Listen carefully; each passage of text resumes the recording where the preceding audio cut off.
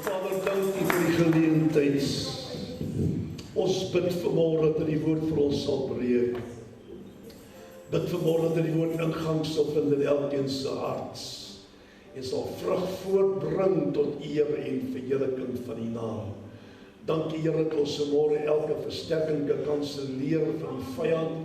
Dit wat hy beplan op hierdie diens, om die woord krag toe stel uitdryf, terugstede waar ons op plekke waar dit vandaan kom.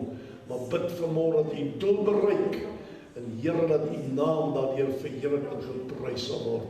Ons dank U daarvoor en al die kinders van die Here vanmôre sê amen en amen. Baie dankie Magda Saints.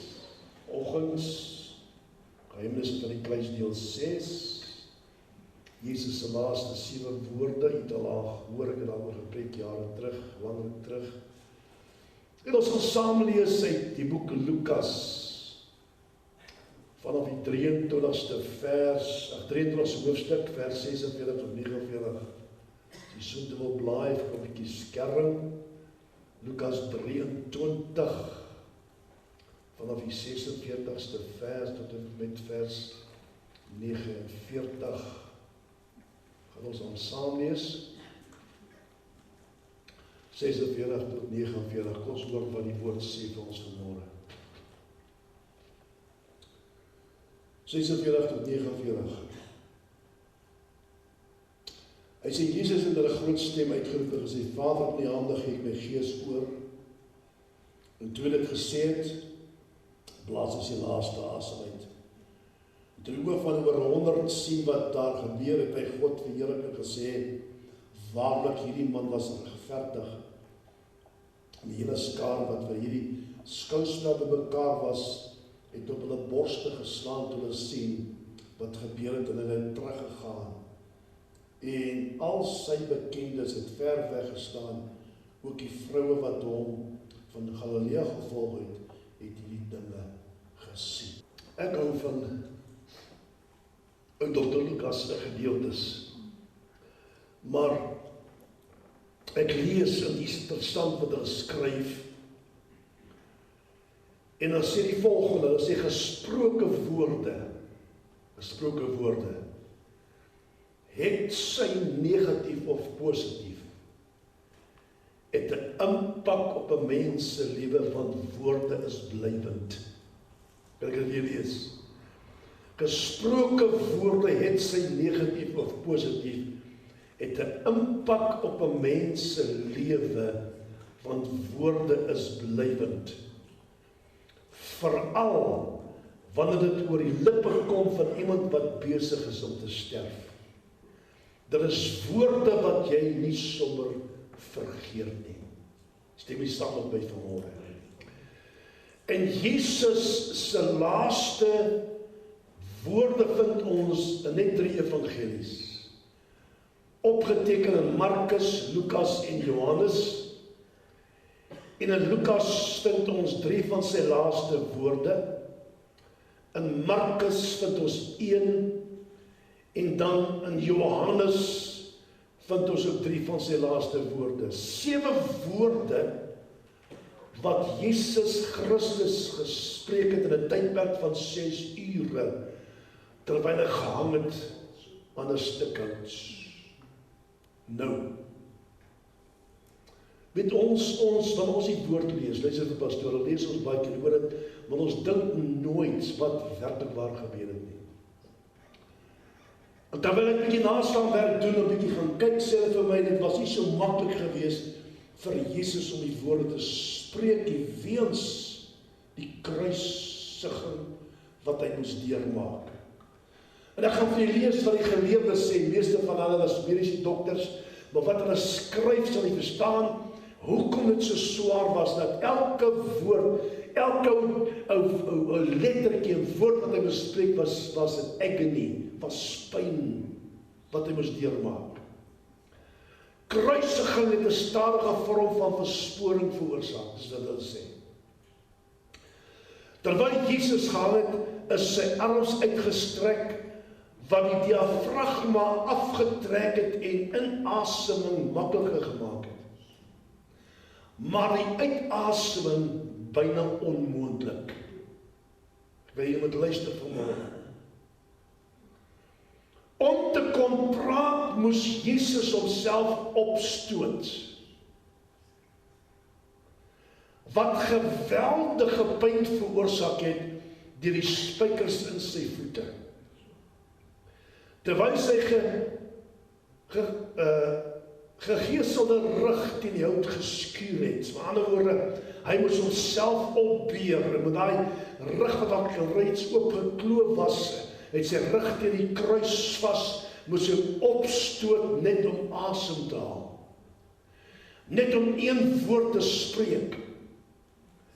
Nadat hy vir 28 uur wakker was, luister vir my vanmôre, gegeesel en geslaan, ons verstaan nie mense, ons verstaan nie die verskriklike ding wat Jesus moes deurmaak vir jou en vir my nie. We take all for granted. Dis maar ding wat gebeur het, dis maar ding wat plaasgevind het, ons dink aan die kruisiging, maar hy moes daai bitterbeker moes hy ledig. Hy moes die volle prys betaal, hy kon nie halfpad opgee nie. Hy kon nie 'n kwart deur die kruis gegaan sê nee, nou wil ek af van die kruis af kom nie. Hy moes deur daai hele tydperk van 6 ure, moes hy hang aan 'n kruis om die volle prys vir jou en vir my te betaal. En mense, ons verstaan nie die pyn wat deur Jesus moes gaan het nie. Hy het gesterf as mens, nie as God nie. Die pyniging wat hy moes deurmaak, het hy deurgemaak as mens. Hy het gelei as mens. En vir 28 uur was hy wakker, was hy gegeesel en geslaan, was Jesus ernstig gedehidreer met 'n droë mond en tong. En dink nou aan daai hittige son, was nie so warm as nog warm geweest, en daai hittige son sonder een druppeltjie water. Met 'n liggaam wat besig was om te sterf, want hy bloed verloor. Hy het koors ontwikkel op die kruis. Sy lippe was geswel, sy tong was geswel, sy hoof was geswel. Vleet op hom gepak en allerlei dinge plaasgevind op die kruis, en die mense het hom aanskou van 'n afstand af en na hom gekyk. Luister vir my. Dat het die vorming van woorde fisies uitputtend gemaak. Hy kon nie eers 'n woord uitkry nie. Aangesien die keelspiere swak en laai was, dus wat die mediese mense skryf. Verstaan? Dit is wat die prys was, ek wat ons betaal. Mense, en ek dink daar, weet jy, dit maak my hart so seer. As ek sien hoe baie mense net val en terugdraai, Jesus in die rug steek, teruggaan en gaan sondig, asof Jesus niks gedoen het vir hulle nie. Ek kan dit nie verstaan nie, ek kan nie verstaan hoe mense hulle rug agterna op Jesus kan draai, of hom nie diep met hulle hele wese nie, na dit wat hy gedoen het vir ons op die kruis, sodat ek en jy kan vry wees, en kan gesond wees, en kan gelukkig wees, en seker maak dat ons die hemel maak. Mediese perspektiewe wys daarop dat die 7 laaste woorde, die lang toesprake was nie meer kort afsonderlike frases. Ek is dorsig volbring. Wat tydens kort oomblikke van gedeeltelik herwonne asem uitgespreek het. Waarvan die laaste woord van Jesus die langste was. Onthou, Jesus het nooit iets gesê as hy stil bly nie. En hy het nooit stil gebly as hy moes iets sê nie. Gelees maar die evangelies. Al moes hy sy mond opmaak en vir hulle sê, julle is wit gepleisterde graf, en moes hy dit doen. Maar hy het nooit sy mond gehou as hy moet iets sê nie. En hy het nooit stil gebly as hy moet iets sê of nooit iets gesê as hy moet stil bly nie. Jesus het op die regte tyd dinge gesê, en presies dieselfde hier. Elke woord van die 7 woorde wat hy gespreek het, was vir 'n spesifieke doel. Jesus se laaste 7 woorde. En die heel eerste wat ons vind is opgeteken in Lukas 23:34, waar Jesus kom in vers 34 en hy sê, luister wat hy sê, Vader, vergeef hulle, want hulle weet nie wat hulle doen nie. Jesus vra vergifnis vir diegene wat hom nagekom het. Hy vra vergifnis vir hulle wat hom gegees het. Hy vra vergifnis vir hulle wat hom in die gesig geslaan het. Hy vra vergifnis vir hulle wat hom gespot het en lelike dinge vir hom gesê het. Hy vra vergifnis vir sy vyande terwyl hy besig was om te sterf. Vergewe hulle, Here, want hulle weet nie wat hulle doen nie. Want Jesus Christus se liefde faal nooit nie. Never. En dis so dit belangrik is dat ek en jy wat sy kinders is en disippels is, dieselfde dinge moet doen. Mense vryspreek en mense vergewe. Hy was besig om te sterf toe sê vergewe hulle, Vader, want hulle weet nie wat hulle doen nie. Luister, hy het gebid toe die kruis aan vir sy teregstellers en vyande en God die Vader gevra om hierdie sonde nie teen hulle te hou nie. Dis wat dit beteken. Hy vra vergifnis en sê, Here, hou nie die sondes teen hulle nie, want hulle weet nie wat hulle doen nie. Dis die eerste keer dat ons dit in 'n hoorbare stem hoor van Jesus, maar ek glo dat hy sy private tyd van gebed altyd deur vir sy vyande gebid het, self vir die Fariseërs en Sadduseërs en die skrifgeleerdes, want hy luister wat hy sê, Matteus 5 vers 44, love your enemies, bless those who curse you, do good for those who hate you, and pray for those who spitefully use you and persecute you. Hoor hy sê? Hy leer ons, en wat hy ons geleer het, hy self toegepas. Dus ek ons altyd sê, ek kan nie vir jou sê, bid as ek self nie bid nie. Ek kan nie vir jou sê, vergewe mense as ek het self nie doen nie. Ek kan nie vir jou sê, gee vir die Here as ek nie self gee nie. Jesus Christus het die voorbeeld gestel vir jou en my. Ons moet in sy voetspore volg, want hy sê, as ons nie kan vergewe nie, kan God die Vader ons ook nie vergewe nie.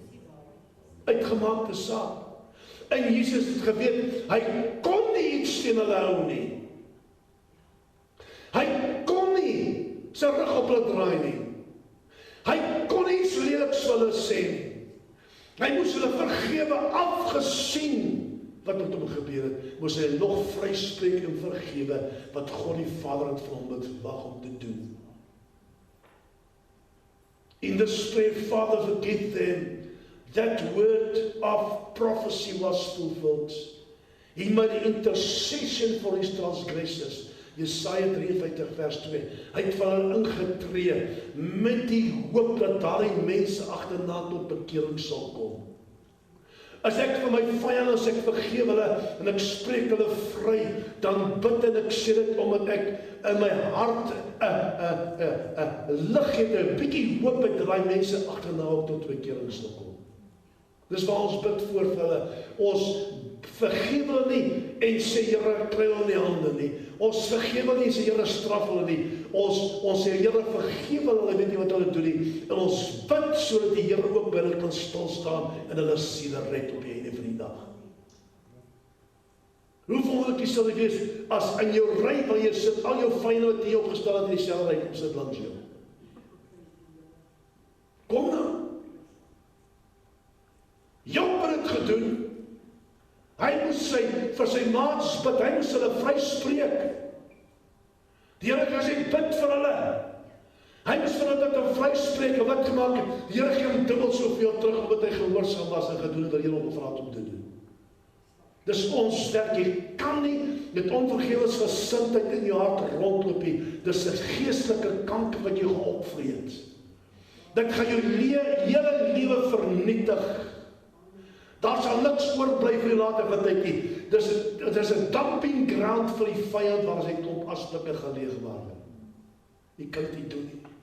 En hier leer ons dit. Vergifnis hier beteken to lay aside or to put away. Om te vergewe beteken ek vergewe en ek vergeet daarvan. Baie mense sê, ja, pastoor, ek het vergewe, dan kan jy vergeet, dan jy nie vergewe nie. Jy moet kan vergewe en vergeet wat die persoon gedoen het, wat hy teen jou gedoen het, vergewe. Petrus kom vra, sê, Here, hoeveel keer moet ek vir my vyand, my broers vergewe? 7 maal, hy het ook gedou, iets hier nou, vir die Here kan sê, Here, ek sal dit 7 maal doen. Here sê nie, 70 maal sê dan. Wat dit beteken, 490 keer, die Here sê aan, daar is geen perke wat dit kom by vergifnis nie. Daar's nie 'n maatlyk wat jy kan gebruik wat dit kom by vergifnis nie. Al doen dit 100 keer of 1000 keer wat dit in jou opstaan en jou kwaad maak en seer maak, moet jy hom nogtans kan vergewe. Jy kan nie dit beperk nie, jy kan dit nie meet nie. Vergifnis is vergifnis. Maak nie saak hoeveel keer hy jou kwaad maak nie. Amen. Ja. Vergewe hulle, Vader, want hulle weet nie wat hulle doen nie. Tweede woord wat ons die tweede woord is die woord van versekering. Lukas 23:43 het ons oor gepraat al, waar hy sê, Jesus antwoord hom, voorwaar ek sê vir jou, vandag sal jy saam met my in paradys wees. Weer eens, wat hy praat van vandag, sê vandag, hy sê nie môre nie. En dis kom dat ons dit kan, daai dingetjie kan intrek en sê dat vandag plaasvind, die dag toe Jesus sterf, en daardie man sterf, was hy saam met Jesus in die paradys. Ek het gepraat oor die paradys ook, en kry daai gedeelte op hy diens, waar hy gepraat het waar die paradys is. Toe Jesus vandag, het hy bedoel vandag, en nie oor 3 dae nie. In paradys was hy saam met Jesus in die paradys. So wat sê Jesus vir hom? Verseker of amen. Dis 'n bevestiging. Ek sê vir jou, vandag sal jy saam met my in die paradys wees. Kom ek vra die vraag vanmôre. Ek wil dit vra. Weet jy, my boetie en my sussie, waarheen jy gaan die dag as jy laaste asem uitblaas? Weet jy? Waar gaan jy opeindig as jy jou laaste asem uitblaas? Iets om oor te dink. Iets om oor te dink. Derde woord was die woord van toewyding. Johannes 19 vers 26, ek gaan volgende week meer daaroor gesels. My so pragtige gedeelte, vers 26 kom, en die Bybel sê, toe Jesus sy moeder sien, en sy discipels wat hy, of sy discipel wat hy lief gehad het, by haar staan, sê vir sy moeder, vrou, daar is u seun. Dis nie mooi nie. Hy sê nie vir haar moeder nie. Vrou, ons ding is, hy sê vrou, die vrou beteken selfs as madam, selfde madam, is 'n tipe van respek wat hy toon teenoor sy ma. Hy het nie afgekraak nie, is 'n tipe respek wat hy toon teenoor sy ma. Jesus sê moeder, sê nie moeder, daar is jou seun, maar sê vrou, daar is jou seun. Almal was weg. Jesus se broers was nie teenwoordig nie. Ja, gedink. Van sy ander susters was nie daar gewees nie. Die discipels het pad gevat, een wat daar agtergebly het, saam met die vrou was Johannes. Hulle praat so agter na die geleerdes, is 'n moontlikheid dat Petrus in die agtergrond ergens daardeur geloer het na die kruis toe. Hy was miskien daar teenwoordig was. Jy kyk na sy ding wat hy skryf, is dit moontlik dat hy daar was, maar niemand het hom gesien nie. Maar Johannes was saam die vroue daar, die enigste, en hulle het allemaal pad gevat, as jy die herders laat span die skaap uit mekaar uit in die woord. En interessant is is dat Johannes die langste geleef het van al die apostels. Nooit geweet nie, nee. Hy het die langste geleef van al die apostels. Op die einde van Patmos vir die toe gaan het probeer doodmaak. Het hulle 'n pot kokende olie gegooi en hy het soos 'n prop opgekom daar en niks bekeer nie. Nee, werklik op gehad nie. Toe stuur hulle na die eiland van Patmos en is daar waar die openbaring ontvang het van die boek Openbaring, waar Jesus Christus dan al verskyn het met hom gepraat het.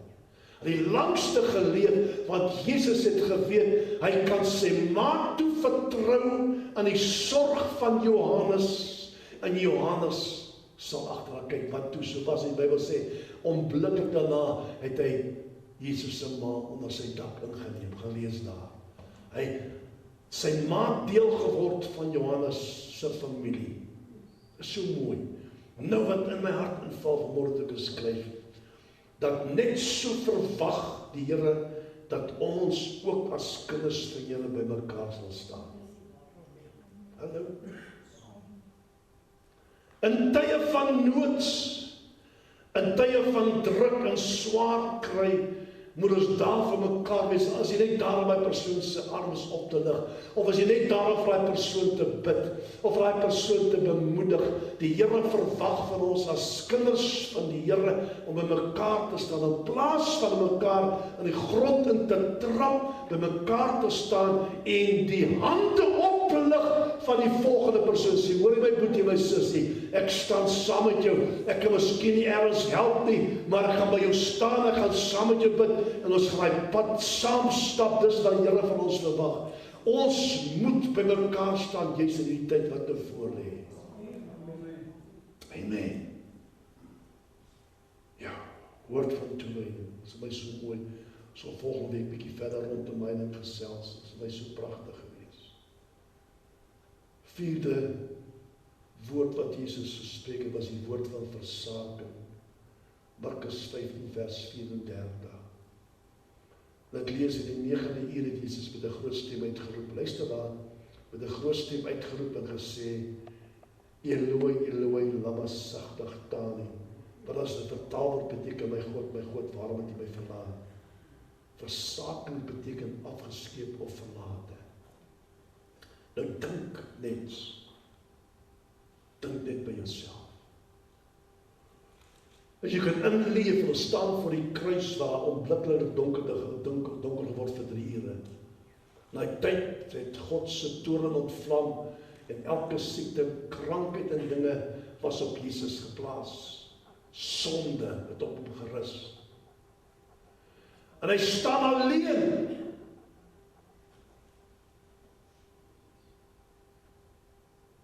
Hy kan die Vader sê, hy sê, my God, waarom het jy my verlaat? Verstaan?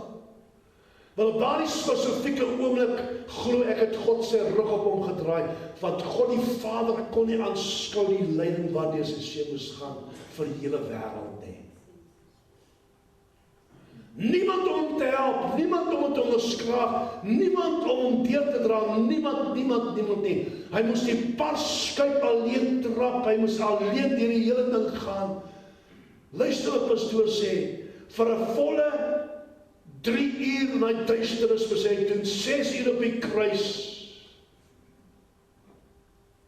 roep hy uit, my God, waarom het jy my verlaat?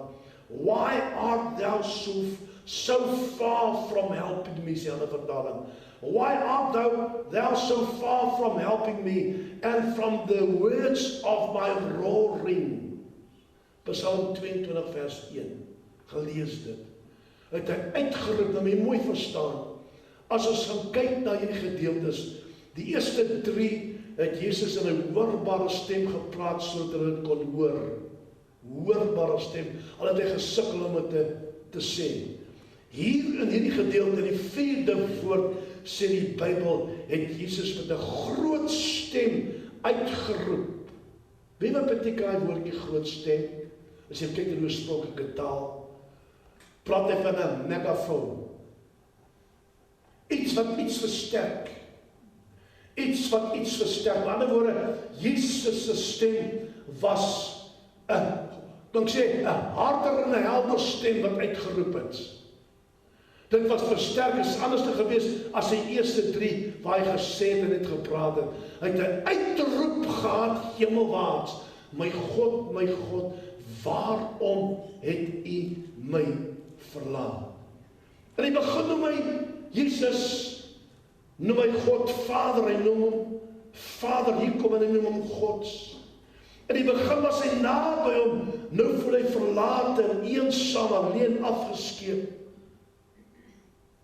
En vir 'n volle 3 ure in stik donker duisternis moes Jesus Christus, die Seun van God, alleen die paskyk trap.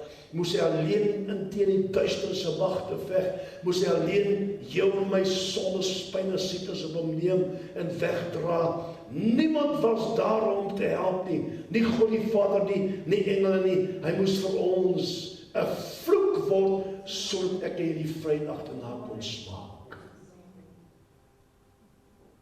Mens toch.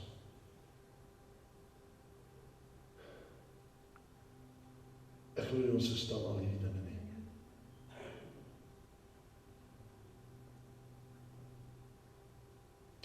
Dit was 'n uitdrukking van uiterste eensaamheid en verlatenheid. Vir 3 ure was hy sonder Vader. Vir 3 ure kon hy nie kontak maak met Vader nie. Vir 3 ure kon hy nie naby hom kom nie. Vir 3 ure was daar geen antwoord gewees nie. Vir 'n 3 volle ure wat vir Jesus soos 'n ewigheid gevoel het, wat hy en God die Vader was in kontak elke sekond van die dag. Vir 3 ure kon hy niks hoor van Vader nie. Kon hy nie kontak maak met Vader nie. Vir 3 ure moes hy alleen die paskyk trap en die sondes op hom neem en die prys betaal en die bitter beker moes hy ledig op sy eie vir 3 volle ure.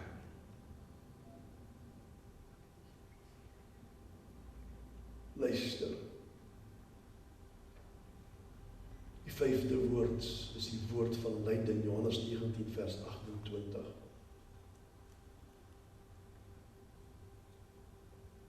Kom hy lees hierna, omdat hy geweet het dat alles al volbring was. Sodat die skrif vervul sou word en Jesus gesê, ek het dors.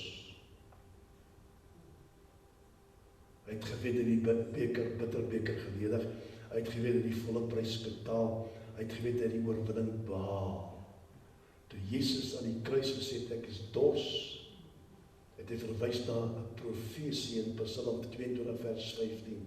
My mond is so droog soos 'n pot skerf en my tong kleef aan my verhemelte. U lê my neer in die stof van die dood. Psalm 69 vers 22 sê, en hy het aan hom gal gegee as my spys en vir my dors het hulle my as syne drink. Kom ek vertel iets. Net in die begin van sy kruisiging het hulle hom iets aangebied om te drink. Dit was as syn gemeng met 'n ander bestanddeel wat 'n pyndoder was, wat hulle wil gehad hy moes drink. En hy het geweier. Onthou dit sê, hy het geweier. Hy het geweier om hy mengsel te drink, want sy pynvullig het, hy wou die pyn homself dra, hy wil self met dit deel, hy het dit geweier in die begin. Hier kom hy toe, hy sê dors, kom hy, en hy sê dors, en wat die Romeinse soldate maak, hulle het 'n mengsel gehad van, hulle noem het asyn verdun met water, wat eintlik 'n goedkoop wyn was. Wat hulle verdun het met water, wat hulle vir Jesus gegee het om sy dors te les. In Markus 5:23 praat hy van die pynverdower. Jesus het geweier, verdunde suurwyn het hy gedrink, verdunde suurwyn gedrink om sy dors te les. Groot verskil. Ek gaan lees daar, jy moet 'n bietjie 'n studie gemaak van hy verdunde suurwyn. Hulle sê die geleerdes sê, en ek wil dit miskien noem, dat wanneer Romeinse soldate uitgegaan het en dit gaan oorlog voer, soos hulle aangestap het met hulle skema waterborrels wat hulle by hulle gedra het, dat hulle daai mengsel hulle gehad, die goedkoop wyn gemeng met water, en dit het hulle stamina gegee, hoor. Dit sê dat hulle nie laat so vinnig hulle sweet verloor nie, of ontwater nie, en dit het hulle die stam nie gegee wat hulle gesoek het. So, hulle het in daai tyd al gedoen, maar dit het hulle vir Jesus gegee, om te drink, daai goedkoop wyn of asyn, verdun met water tot hulle gee, nie die pynverdower soos in die begin dat hy geweier het nie, en hy het seker dors, en hulle het vir hom gegee, met 'n hiesopstingel op 'n sponsie vasgemaak, om dit te drink dan. Dan die 6de een wat ons van, 6de woord, was die woord van triomf. Johannes 19 vers 30. En toe Jesus die asyn geneem het, sê hy, dit is volbring, en sy hoof gebuig, en die Gees gegee. Daai woordjie van bring is ook gepraat, niks kan bygevoeg word, of niks kan weggeneem word nie. Dit beteken ook, it was all finished. Paid in full. Onthou, hy het 'n volle prys vir ons betaal, nie halwe prys nie. Paid in full, accomplished. The types, promises and prophecies were finished. The sacrifices and ceremonies of the priesthood were finished. His perfect obedience was finished. The satisfaction of God's justice was finished. The power of Satan's sin and death was finished. Toe hy sê volbring, toe het hy die boekie toegemaak, en die volle prys betaal vir die mensdom, die hele wêreld, en alles wat hy vir ons slaag geraak, en die prys betaal. Die Bybel sê, in die hele beker vir jou en vir my gegee. Kom ons sê dankie vir Jesus vanmôre.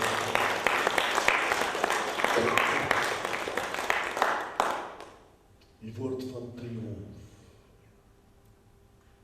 Ja, dis volbring.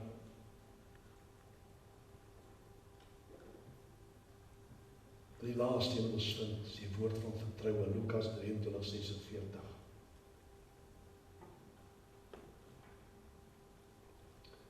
En toe Jesus met 'n groot stem uitgeroep en gesê, Vader, in U hande gee ek my gees oor. En toe het gesê, blaas hy sy laaste asem uit. Weereens met 'n groot stem uitgeroep, die twee gedeeltes van die gedeelte, waar Jesus met 'n groot stem uitroep, Vader, daar kom hy weer, en hy sê, Vader, in U hande gee ek my gees oor. En toe het gesê, blaas hy sy laaste asem uit. Dit beteken, hy het met 'n harde stem uitgeroep. Ons vind in hierdie gedeeltes dat Jesus 2 keer met 'n harde stem uitgeroep het, hier by sy laaste woorde en ook by sy 4de woord vanaf die kruis, wat 'n harde uitroep was. Die ander 5 woorde was hoorbare uitsprake. 2 keer hard uitroep, en dit was hoorbare uitsprake. In elk geval was dit 'n uitroep van nederlaag nie, maar 'n triomfantelike uitroep van oorwinning. Oorwin oor die sonde en Satan, en genoeg ook oor die dood, al was hy besig om te sterf. Sja. Wie ons kan nie al die dinge verstaan, is vir my te veel om in te neem, te veel vir my gedagtetjie. As ek kyk na alles, dis hoekom die duiwel dit te haat is. Hy wil nie hê jy moet hierdie dinge hoor en dit verstaan nie. Want as jy dit hoor en verstaan, het hy probleme. Dis waar hy nederlaag gely op die kruis, dis waar hy nederlaag gely toe Jesus sterf, het hy gedink het oorwin, dis waar hy nederlaag gely het, en toe Jesus opgestaan was, die laaste spek in sy kus ingekap. Hy wil nie hê ons moet weet hoe dit plaasgevind het nie. Wat gebeur het daar?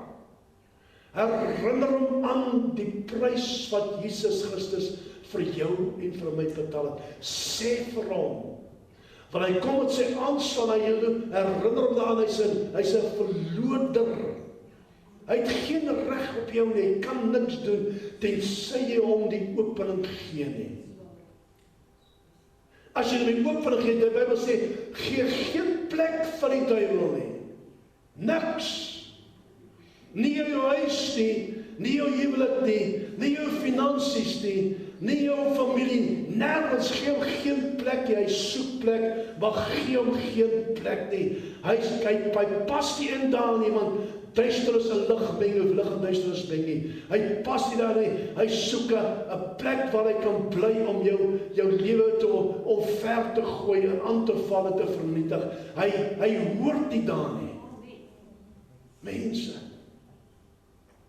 En dit is tyd geword dat ons as manne opstaan, en vrouens ook, en gesag neem oor hy gemors, en gesag neem oor sy werke, en hom uitdryf en sê vir waar hy hoort. Hy hoort nie daar, hy hoort op ander plek, hy hoort nie daar in jou huis nie. Hy hoort in jou finansies, hy hoort nergens nie.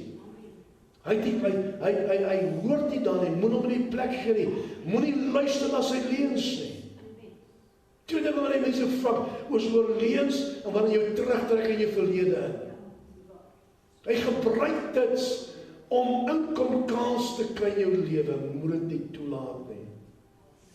En mense, dit is 'n wapen wat ons kan gebruik, as wat ons dit gebruik en sê, Satan is oorwin op die kruis van Golgotha. Jesus Christus het oorwin. Jy is 'n ronde nul. Al jou magte, demoniese magte, is oorwin op die kruis van Golgotha. Hy weet dit. Hy weet dit. Maar hy wil nie, jy moet dit vir iemand anders vertel nie. Hy wil nie, jy moet dit self verklaar en noem nie, want hy weet, hy het verloor. Moet dit nie toelaat nie. En dan kan jy dit gebruik. En dit wat Jesus Christus hier gedoen het, wys vir ons werklik waardeur Jesus moes gaan. En mense, weet wat ek sê, en ek sê dit weer 'n keer, ek sal juist die heel paar dae wat oor is in my lewe vashou, in die hele dien met my hele wese, as om te verloor, en die ewigheid in te gaan sonder Jesus. Sy moeite werd nie. Die pad vorentoe is korter dan die pad wat agter lê. Weet jy dit?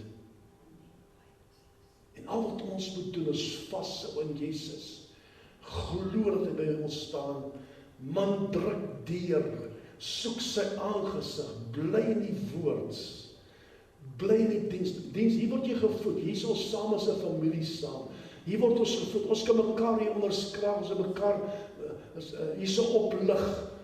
Verstaan wat ek sê, is wat jy een kant staan soos 'n stuk hout uit die vuur uitgeruk en jy is besig om dood te gaan daar. Hier ontvang jy dan nog iets wat jou genoeg gee vir die week wat voor lê. Wat jy kan gebruik teen die aanslag van die vyand. Ja. En ek glo dat volgende week ons gaan die laaste hele doen is nou nie altyd amens boodskappe nie, maar mense, dit beteken vir my baie. Die kruisdood van Jesus Christus beteken vir baie. Die gekruisigde beteken vir my baie. Want dis waar ons oorwinning lê.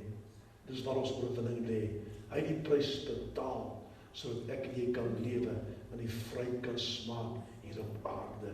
Al gaan ons deur versoekings en beproewings, al gaan ons deur al daai dinge, die Bybel sê ons nooit begewe of verlaat nie. Hy's altyd deur saam met jou en saam met my.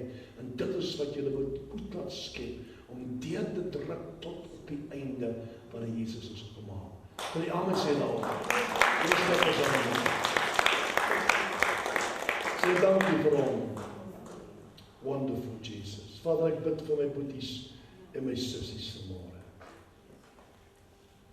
In kort het ons gehoor hoe belangrik dit is dat ons dit sal onthou, dit sal verstaan, sodat die vyand nie ons kon rondruk en voerwoel met ons speel nie. Want hy klaar die prys betaal, hierdie oorwinning behaal. 'n Verskriklike prys wat hy vir ons moes betaal, Here. Die Bybel sê 'n losprys vir ons betaal om ons los te koop. Die Bybel sê jy is uitgehaal in die mag van die prins van duisternis en oorgeplaas in die liefde van die Seun Jesus Christus. Ons is meer dan oorwinnaars deur Christus Jesus vir ons daagliks die krag gee. Dankie daarvoor. Dat ons Vader kan vertel. Maar ons vra die kruisiging, Here, kan ons maklik vir die mense vertel wat ons geleer het. Maklik vir hulle sê wat daar plaasgevind het in ons woorde wat ons gevind het in die woord van die Here. Dat hulle kan verstaan dat hy dit vir elkeen gedoen. Elke persoon. Al wat hy dan verwag, Here, is net om te sê, Here, hier is ek. Ek neem jou aan as my persoonlike salige kabinetsman, my herder. En dankie dat ek 'n pad saam met U kan stap. Sê vir Here, jy's moeg vir sonde. Sê vir Here, jy's moeg vir die lewe wat jy lewe.